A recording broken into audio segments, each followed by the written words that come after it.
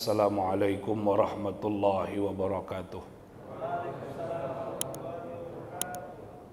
Alhamdulillahi rabbil alamin wa bihi nasta'in ala umuri dunya waddin wassalatu wassalamu ala asyrafil anbiya'i wal mursalin wa ala alihi wa ashabihi rasulillahi ajma'in. Asyhadu an la ilaha illallah wahdahu la syarika lahu wa asyhadu anna Muhammadan abduhu wa rasuluhu la nabiyya ba'da. Allahumma rabbi syrah li sadri wa yassir li amri wahlul 'uqdatam min lisani yafqahu qawli amma ba'd.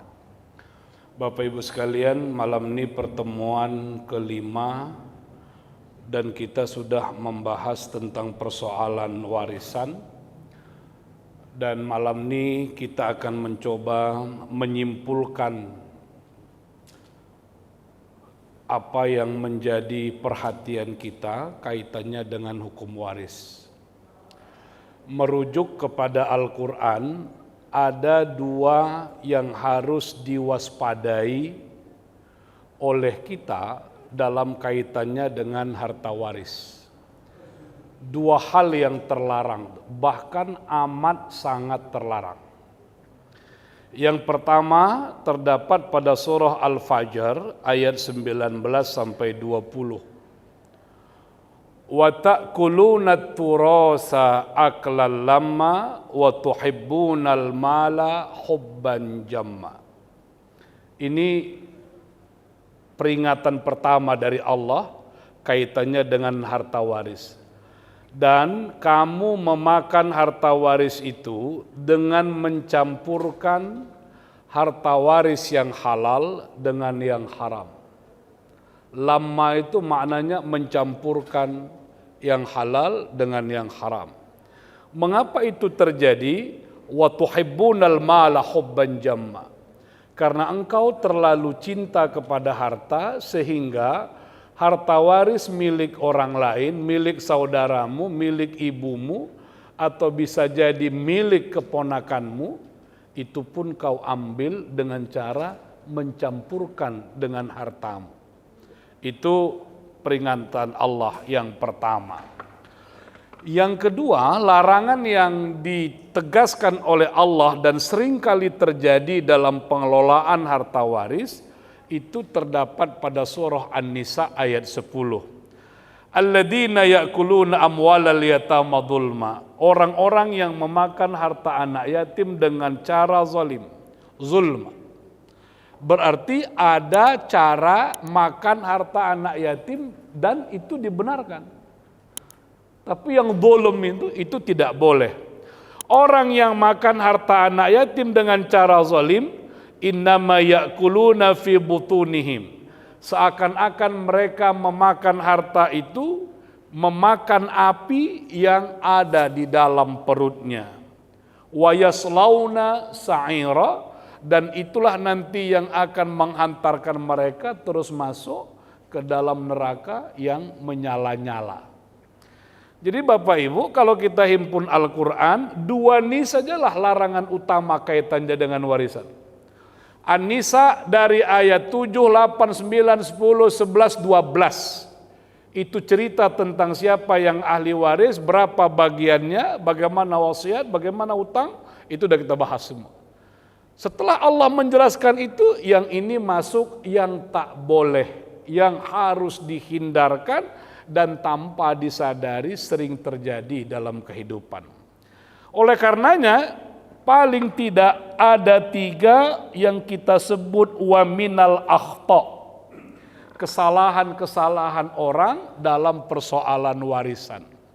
Yang pertama, menunda pembagian warisan dengan berbagai macam alasan, padahal tak ada satu alasan pun yang bisa dipakai untuk menunda pembagian harta warisan. Walaupun nanti kita bisa berdebat Bapak Ibu, karena nggak diatur oleh agama. Berapa lama orang boleh menunda? 3 hari, 7 hari, sebulan? Tapi yang terbaik itu orang harus segera menyelesaikan harta warisnya. Kenapa? Dalam hukum waris Islam itu ada satu asas, ya, namanya asas ijbari. Ijbari ini automatically itu. Artinya begitu pewaris atau mayat meninggal dunia, kita tidak perlu menggunakan kekuatan apapun, tidak ada prosedur apapun, tidak ada tata cara apapun yang harus dilewati untuk menentukan seorang ahli waris atau bukan. Nggak ada itu. Begitu meninggal pewaris, anaknya otomatis jadi ahli waris, emaknya jadi ahli waris, harta yang dia tinggalkan itu stuck menjadi tirkah. Ini yang sudah kita kaji kemarin. Tirkah itu arti stuck itu harta itu berhenti, belum bisa disebut harta waris. Selesaikan hutang, selesaikan wasiat jika ada, selesaikan kaitannya dengan harta itu jika ada. Kalau tak ada lagi, bersih dia, termasuk sudah dibagi harta bersamanya, barulah itu disebut harta waris. Tak ada proses apapun, Pak. Hakikatnya ya, walaupun nanti kalau dibawa ke pengadilan ceritanya jadi panjang. Kalau bapak bawa, ibu bawa kasus warisan itu ke pengadilan, dibagi lewat pengadilan, maka pengadilan minta yang pertama siapa yang disebut ahli waris. Mulailah datang lagi awak ke Kepling, datang awak lagi ke lurah, minta surat ini segala macam. Tapi dalam konteks fikih gak ada itu. Karena dia sudah maklum semua. Tak ada yang bisa membantah, ini siapa? Ini anaknya, ini anak kandungnya. Dapat, ini siapa? Anaknya. Anaknya dari mana? Seayah. Kalau seayah, tengok dulu. Ada nggak sekandung? Otomatis saja itu. Itu yang disebut dengan asas ijbari. Karena otomatis tidak ada di antara ahli waris yang lebih berhak dari yang lain. Semuanya punya hak yang sama. Itu yang sering kita ingatkan, tidak berarti kalau seorang suami meninggal dunia, istrinya yang masih hidup, istrinya pegang kendali terhadap harta, nggak ada itu.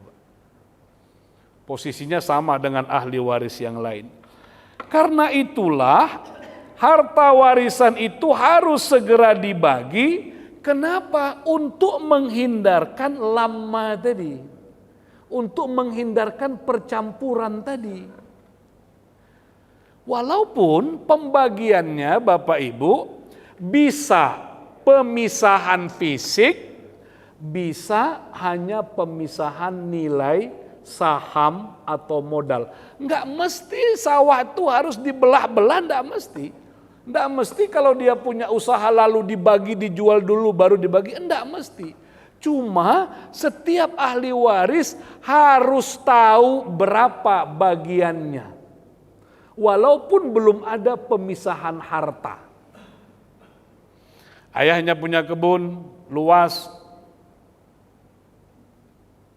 kebun itu belum dijual, tapi mereka sudah punya kesepakatan sekian hektar milik si Anu, berbatasan dengan Anu, harus ada kejelasan seperti itu. Kalau dia punya perusahaan, juga ada kejelasan, berubah dia menjadi saham, harus ada. Walaupun belum ada pemisahan harta atau pemisahan secara fisik. Bapak Ibu sekalian, siapa yang paling berpotensi melanggar ini? Mohon maaf saya, yang paling berpotensi melanggar ketentuan Al-Fajr ayat 19-20 itu adalah seorang ibu. Itu potensinya sangat besar. Meninggal suaminya, dia tak membagi harta warisan itu. Anak-anaknya pun tak berani menuntut. Ibu itu pun tak membagi. Tetaplah ibu itu tinggal di rumah suaminya itu, tetaplah dia menggunakan apa yang ada di situ, tanpa dia sadari, pada saat itu dia pun sudah bisa jadi mengambil hak-hak anak-anaknya. Potensinya besar sekali, Pak. Makanya seorang ibu yang bijak, pada saat suaminya meninggal, okelah kita katakan 3 hari, lalu dia panggil semua anak-anaknya, dia katakan, ayah kalian sudah meninggal, cemana kita buat harta nih? Anaknya berkata, mak, selama emak masih hidup kami tak menuntut apapun. Kami ikhlas, kami ridho, kami pasrah. Silakan emak tinggal di sini, silakan emak pakai apapun harta yang mau emak pakai ini. Barulah ibunya tuh lepas dari wa ta'kuluna turasa aklan lamma. Kalau tidak itu dilakukannya Pak, dia berpotensi mengambil, memakan bagian dari anak-anaknya itu. Sekali lagi, ketika suaminya meninggal, posisi ahli waris itu sejajar, tak ada yang lebih berkuasa. Tak ada catatan dalam fikih karena dia sebagai orang tua, dia ibu, dia berkuasa mengendalikan harta itu. Tak ada. Ustadz, saya punya masalah, emak saya hampir 10 tahun sudah tak pernah dibaginya harta ayah kami. Dan kami pun tak pernah diajaknya kumpul. Mak kami merasa tak ada masalah, dia pakai harta itu. Lalu cemana jalannya supaya mak kami selamat? Mudah saja. Anaknya kumpul, mereka bicara, lalu mereka mengikhlaskan. Selamatlah itu Pak. Tapi ada saja satu anaknya menuntut, maknya tak mau bagi. Itulah dosa paling besar ditanggung maknya itu. Karena harta warisan tak boleh ditahan, tak ada pakai suara terbanyak. Berapa yang setuju? Anak 8, mak 1. Yang 7 tak setuju rumah dijual, yang 1 minta dijual. Kalahkan yang 1 nih, 7 banding 1, tidak ada dalam warisan itu. Nggak ada Pak. Yang 1 nih harus diselesaikan kalau yang lain tak mau membagi harta itu. Gimana caranya? Itulah makanya saya katakan di awal tadi, setiap orang harus jelas berapa bagiannya. Karena dia nuntut, bagian dia dalam rumah nih hanyalah 300 juta, mereka upayakanlah 300 juta itu, serahkanlah dengan adiknya nih, udah ini bagianmu, engkau lepas dari harta warisnya lagi, karena bagianmu sudah dikeluarkan, selesai buat perjanjian. 2 tahun berikutnya di muka rumahnya itu dibangunlah jalan lintas yang baru. Naik 10 kali lipat harta itu. Adiknya ini nuntut, aku minta bagianku, sekarang kan udah naik tanah itu. Tak ada lagi cerita, habis. Bagian dah udah selesai itu, tak bisa lagi.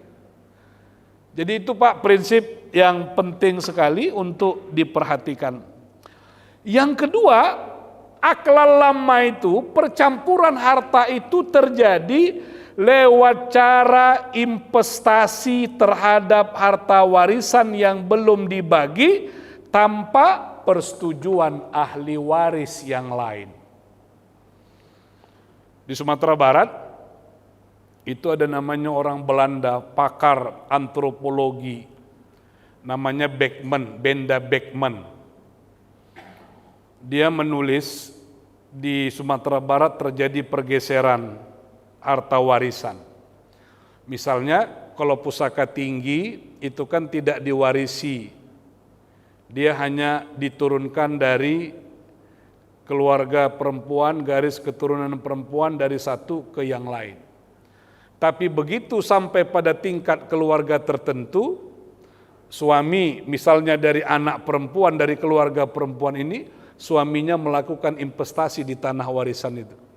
Dia buat kebun, dia tanam modal segala macam, akhirnya menjadi persoalan dalam pembagian warisan itu dengan berbagai cara dia menuntut. Karena penghasilannya jauh lebih besar. Pusaka tinggi itu selama ini tak dipakai, tak dimanfaatkan, tapi dia tetap ada. Olehnya diolah jadi kebun. Itu sering terjadi Bapak Ibu. Kalau kita bentuk sederhananya begini, karena anak paling bungsu tinggal di rumah tuh, ayahnya udah meninggal dunia, emaknya udah meninggal dunia. Tanpa izin abang-abangnya segala macam, sambunglah teras, sambunglah dapur, gantilah keramik, semua dia ganti tanpa izin ahli waris yang lain. Begitu itu mau dijual, dia bilang aku udah keluar modal sekian, balikkan modalku. Balikkan uangku sebagai ganti ruginya. Padahal di awal tidak ada kesepakatan. Tanpa disadari, begitu harta itu dijual sesungguhnya dia sudah melakukan percampuran harta, mana yang halal, mana yang haram. Oleh karena itu Bapak Ibu sekalian, tidak boleh ada investasi di dalam harta warisan tanpa izin ahli waris yang lain. Kalau dia mau investasi silakan, tapi dia tak boleh nuntut apapun dari itu.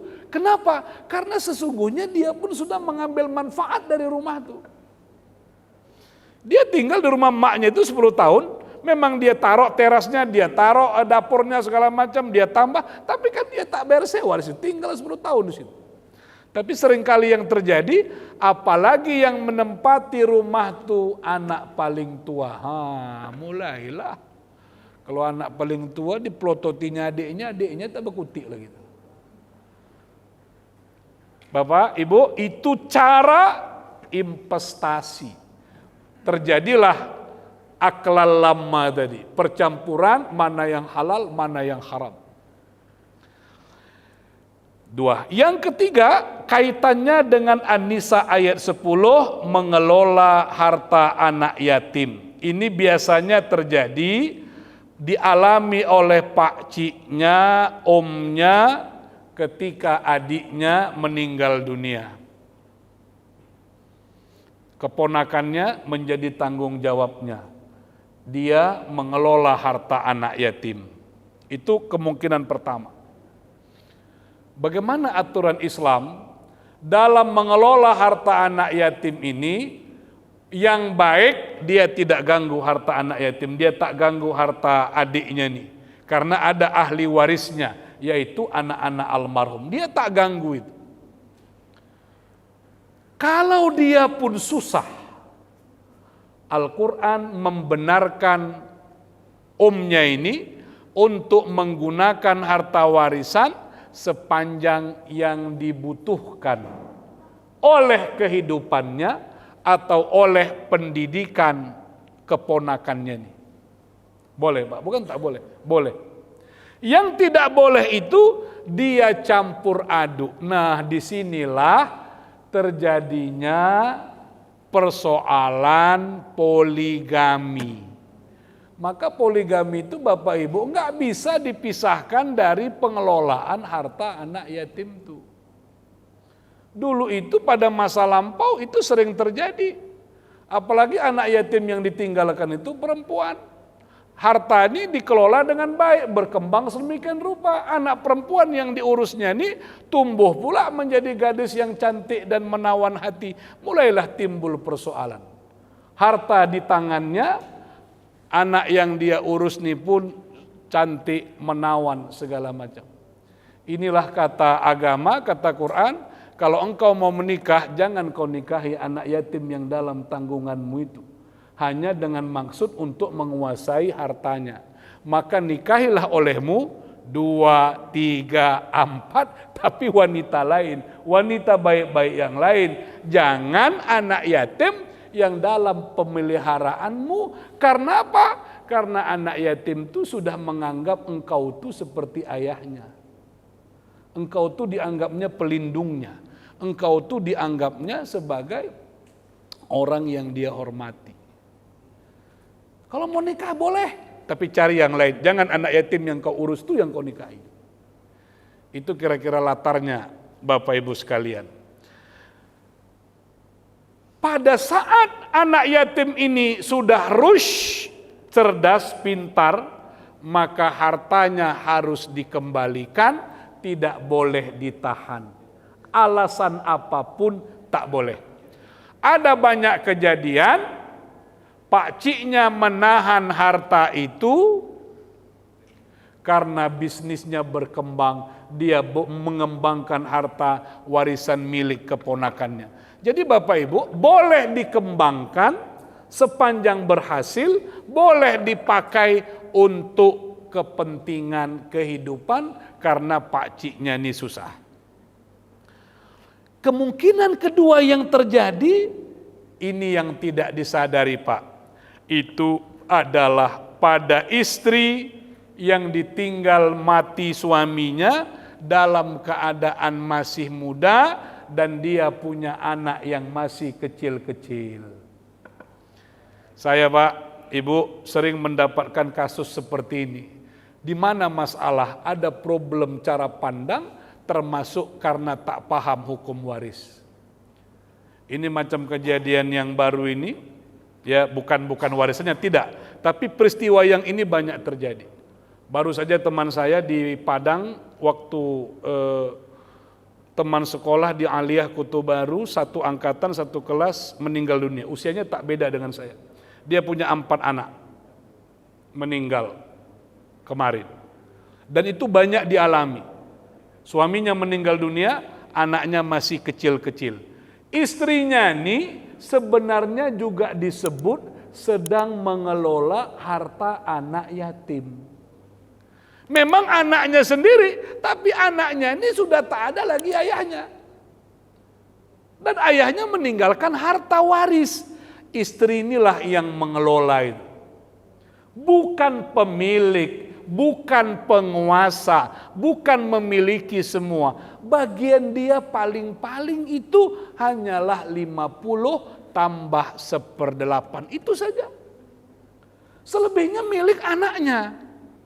Kalau begitu bagaimana caranya dia supaya tidak masuk orang yang memakan harta anak yatim atau orang yang tak salah ngelola harta anak yatim, maka dia pun harus membagi harta warisan itu. Dia bagi bahwa dia mau depositokan, mau dia tabungkan, mau dia investasikan, beli tanah segala macam silakan. Tapi anak yang ditinggalkan suaminya ada 3 orang tuh, 3-3-nya ini bagiannya sudah jelas semua harta warisnya. Yang salah Bapak Ibu, itu kasus yang diajukan ke saya, 2-nya cuma anaknya.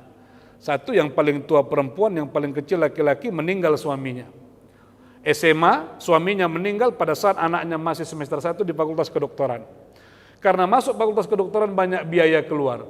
Istrinya ini tak tahu lagi yang mana harta itu, yang mana milik anaknya, yang mana miliknya, yang mana milik anaknya laki-laki.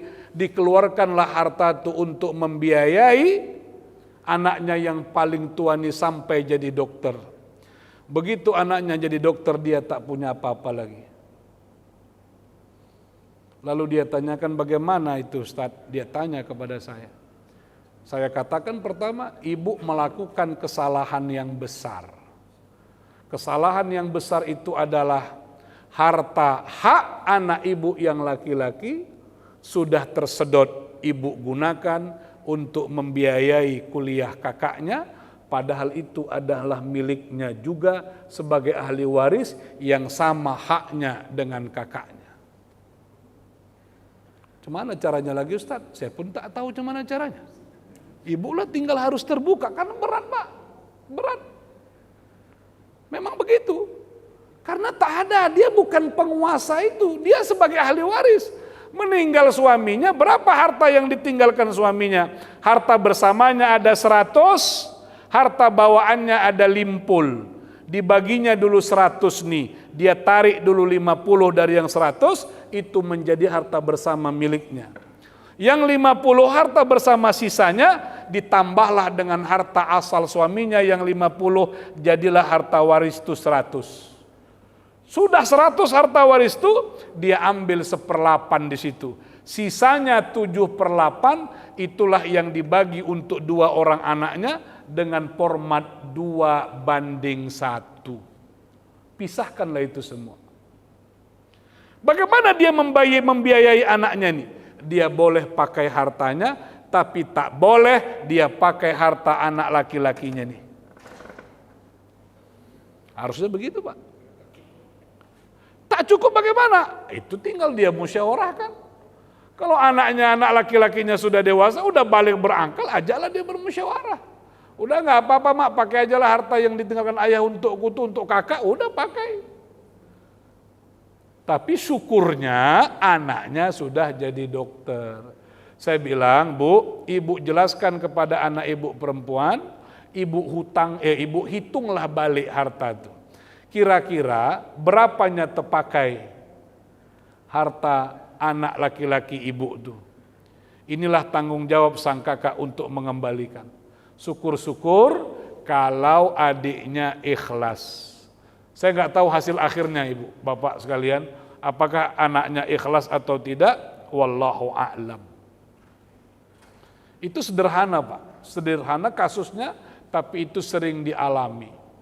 Karena itulah dalam konteks warisan Islam ini Bagian-bagian kita, posisi-posisi kita, semuanya sudah ditentukan oleh Allah Subhanahu wa Ta'ala. Kita hanya menjalaninya saja. Seberapa besar kita boleh melakukan intervensi atau melakukan perubahan? Saya sudah katakan, perubahan bukan tidak boleh dilakukan, tapi perubahan itu dilakukan berdasarkan kesepakatan. Kesepakatan itu diambil setelah masing-masing ahli waris tahu bagiannya masing-masing. Itu bukan penyimpangan, Pak, bukan penyimpangan. Tapi orang boleh tidak mengambil haknya. 2 anak laki-lakinya, 2 anak perempuannya, ketika harta waris dibagi, 2 kali 2 4, tambah 2 jadi 6. 6lah harta warisan itu dibagi, 2 bagian untuk anak laki-lakinya, 1 bagian untuk anak perempuan. Anak laki-laki itu bagiannya 2. Dan dia tahu bagiannya 2, itu haknya. Tapi pada saat ingin mengambil hak, dia katakan, aku tahu bagianku 2. Tapi aku tak ambil. Aku ingin hakku dileburkan kembali, harta ini kita bagi secara sama. Apakah dia melanggar ketentuan Quran? Tidak. Dia tidak melanggar sama sekali. Dia benar. Karena apa? Karena dia hanya tidak mau mengambil bagiannya yang penuh itu, mengembalikannya kepada bagian bersama. Yang tidak boleh itu kalau ada aksi tipu-tipu, itu saja yang tak boleh. Karena anak yang paling besar 2 orang perempuan, adiknya laki-laki paling kecil. Memang selama ini tak bisa dihindarkan, kakaknya yang perempuan inilah yang ngurus adiknya yang 2 nih. Seperti tak obahnya ayah emaknya. Begitu emak ayahnya meninggal, kakaknya bilang, "Di, kita ini kan kompak, kita bagilah sama harta warisan nih ya." Kata adiknya, "Iyalah kak, kita kan sama, siapa lagi ngurus kami kalau enggak kakak, bagilah sama." Begitu dibagi sama, Pak, minggu berikutnya adiknya ikut ngaji. Bahasan yang dikaji tentang warisan. Kata Ustadz tuh laki-laki bagiannya 2, tepuk jidat dia, ya Allah, yang kena tokor rupanya aku. Bayangan dia, Pak, kalau dia dapat 2 bagian itu, dia dapat 500 juta. Karena dibagi sama, hanya dapat 200 juta saja. Nah, itu yang tak boleh, itu tak boleh mengambil kesepakatan.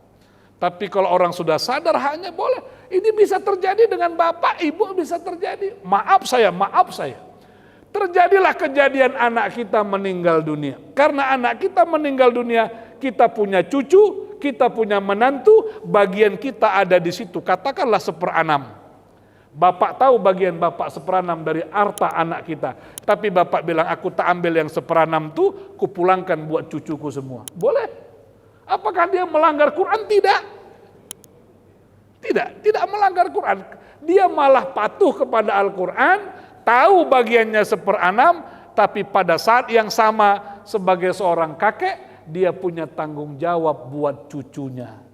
Maka bagiannya tak dia ambil, dia serahkan kepada cucunya. Saya kira itu Bapak Ibu catatan terakhir dari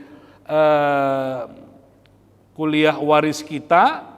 Mungkin ada beberapa pertanyaan, waktu masih ada, silakan. Assalamualaikum warahmatullahi wabarakatuh.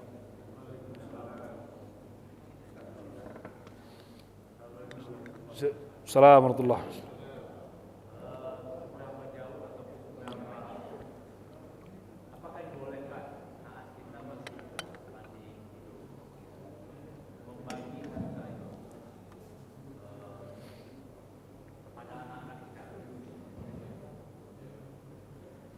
Ya, itu aja Pak. Ya, apakah kita boleh membagi harta kita pada saat kita hidup? Bapak Ibu sekalian, status harta itu sangat terkait dengan kondisi kita. Pada saat kita masih hidup, harta kita tidak bisa disebut sebagai harta waris. Itu harta milik kita sepenuhnya. Kita boleh melakukan hibah. Kenapa hibah dilakukan? Saya selalu mengatakan Bapak Ibu, kalau orang tidak punya anak laki-laki, warisannya sering bermasalah. Kenapa? Karena anak perempuan tidak bisa menghabisi harta. Kalau anak perempuan satu, dia hanya bisa ambil separuh. Anak perempuan 2 atau 3, dia bisa ambil 2/3. Masih bersisa 1/3.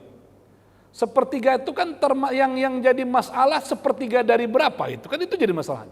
Kalau 1/3 dari 10 miliar lumayan tuh kan Pak, lumayan kali pun itu kan. Kalau 1/3 dari 10 miliar, tapi kalau 1/3 dari 1 juta, kecil lah itu. Jadi dia tak bisa menghabisi harta. Seringkali antara ipar, inilah dia masalah. Antara ipar dengan abang ipar dengan kakak ipar tak harmonis, bisa. Antara Pak C itu tak harmonis, tante, bisa.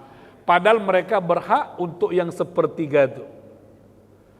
Karena itulah mereka pun tak rela dia kalau nanti dia meninggal dunia, abangnya ini dapat 1/3. Karena abangnya ini nakal, tak mau dia. Gimana caranya? Lagi dia masih hidup, dibagilah hibah. Namun catatannya Bapak Ibu, hibah terhadap ahli waris harus diketahui semua ahli waris. Tidak sah hibah harta kita hanya kepada anak tertentu saja. Itu yang bisa digugat, Pak. Kita rupanya sudah buat surat hibah kepada anak paling kecil bahwa rumah ini untuk dia. Abang-abangnya tak tahu, kakaknya tak tahu. Lalu kita meninggal dunia. Kita meninggal, istri kita meninggal dunia. Lalu mereka membagi harta warisan. Kakaknya, abangnya menghitung rumah ini sebagai harta warisan. Tapi dibawa ke pengadilan, dia tunjukkan ini surat hibah dari ayah. Rumah ini diserahkan kepadaku. Hakimnya tanya, Bapak tahu tentang hibah ini? Enggak tahu. Ditarik hibah itu balik, dijadikan harta waris secara kolektif. Karena tidak boleh. Apa yang dilanggar di situ? Orang tuanya melanggar prinsip keadilan terhadap anak-anaknya. Maka kalau hibah, semua anak-anak setuju. Kalau sudah dihibahkan Bapak, selesailah pembagian harta waris. Bahwa terjadi berlebih berkurang tak ada masalah. Karena kalau hibah polanya tidak mengikuti ketentuan waris. Kalau ketentuan waris itu kan 2:1 tuh. Tapi kalau hibah nggak mesti. Anak perempuannya dapat rumah, dapat tanah di pinggir jalan besar. Anak laki-lakinya dihibahkan kebunnya entah di puncak-puncak gunung sana. Tapi anak laki-lakinya rela menerima, oke, aku nggak apa-apa, itu aja bagianku udah cukup kata dia. Boleh Pak hibah. Ya, tapi hibahnya harus diketahui oleh seluruh anak-anak. Ya, itu Pak. Oke Pak? Ya, ada lagi Bapak Ibu? Assalamualaikum warahmatullahi wabarakatuh.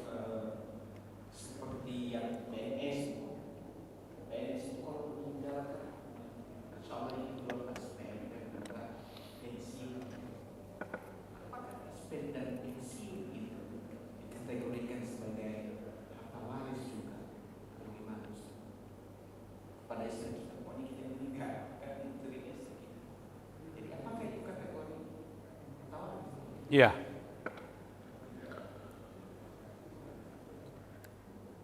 Ketika orang meninggal dunia, dia dipahami berhenti bekerja.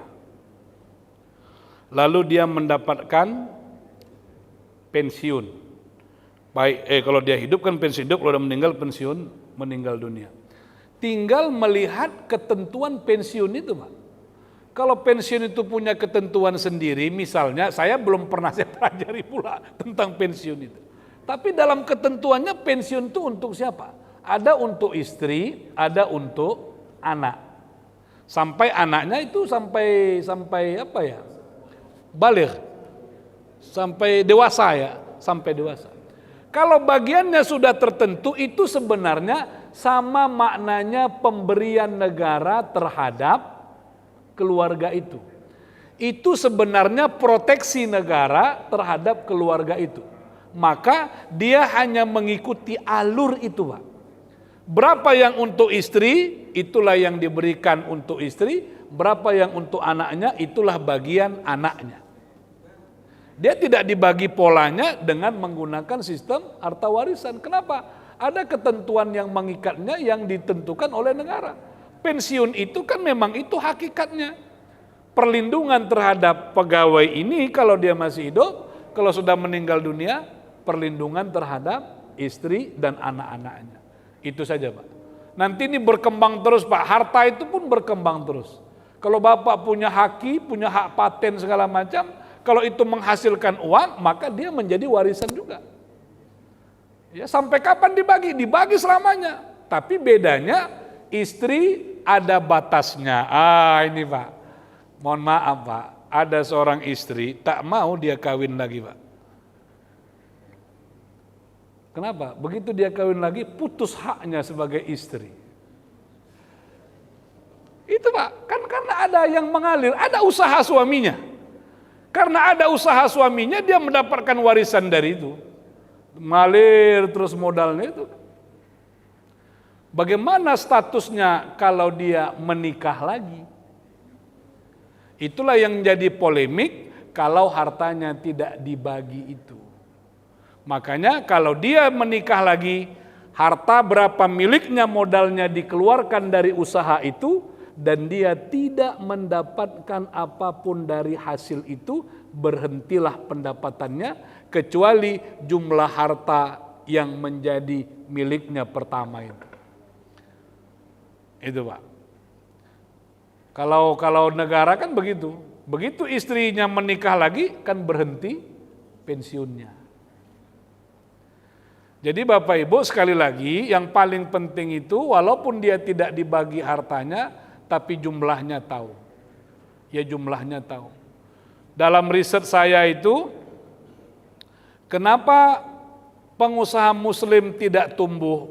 Ternyata pengusaha-pengusaha kita hanya bisa bertahan pada generasi kedua. Ayahnya meninggal dunia, lalu mewariskan usaha, dilanjutkan oleh anak-anaknya. Hanya bertahan di sini saja. Masuk generasi ketiga sudah mulai menjadi masalah. Dan itu banyak kasus, Pak. Di Medan ini pun kita tak jauh-jauh menemukan contoh-contoh itu.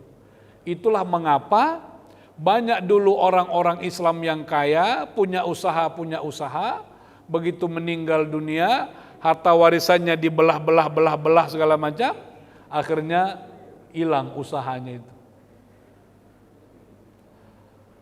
Saya selalu cerita itu, Pak. Saya selalu cerita, Pak. Ini nggak jauh-jauh di Setiabudi itu, itu ada itu contoh. Dari usaha itulah anak-anaknya, bukan anaknya, Pak, cucunya sekolah. Mak ayahnya tidak mengeluarkan duit sama sekali. Kenapa? Karena usaha keluarganya itu sangat strategis, sangat banyak menghasilkan, dan mereka tak belah harta warisan itu. Hanya bagi persaham, sampai sekarang cucu-cucunya sekolah dibiayai oleh usaha itu. Itulah hebatnya karena warisannya tidak dibelah-belah.